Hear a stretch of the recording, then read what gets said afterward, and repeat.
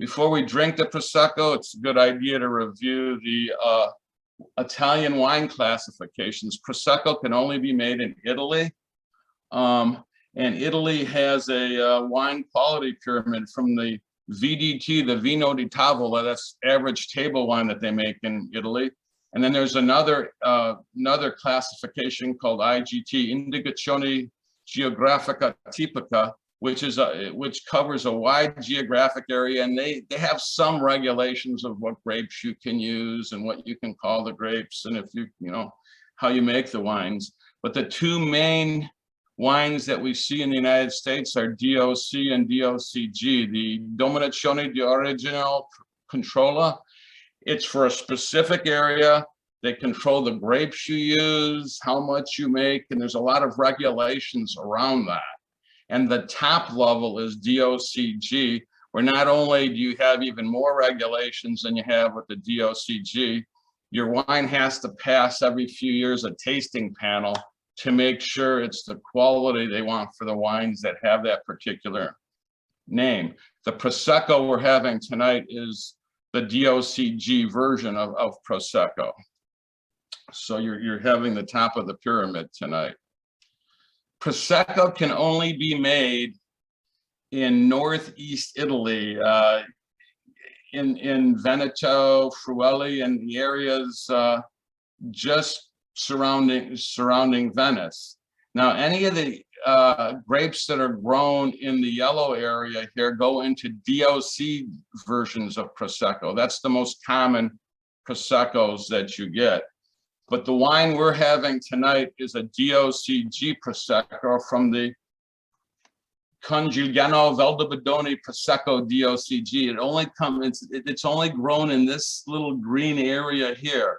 The reason this has advanced status over other areas, it's got a hillside location, it has beautiful aspect to the sun, so the grapes ripen more consistently, better grapes, and they produce better Prosecco from that area, and that's why it's earned the DOCG status. Some Prosecco fun facts. The grape name used to be called Prosecco. Now it's a region. It used to be called Prosecco, but they changed it to Glera to protect the integrity of the application. People in other areas were planting the grapes and calling it Prosecco, so they wanted to stop that. So they changed the name of the grape used to make Prosecco to Glera to protect the integrity of the region. Typically has medium acidities with aromas and flavors of green apple and melon. As we mentioned earlier, it's made and brewed extra dry and dry styles, but usually it's just a touch sweeter than similar classifications of some of the other wines that we select from Cava and Champagne in some of those areas. But it's never really super sweet. Should be consumed young and gets no benefit from aging. When they bottle it, it's as good as it's gonna get in most cases, so there's no benefit in aging it. Actually, if you wait too long, it could screw up the cork and you could lose the bubbles and it can make it worse even.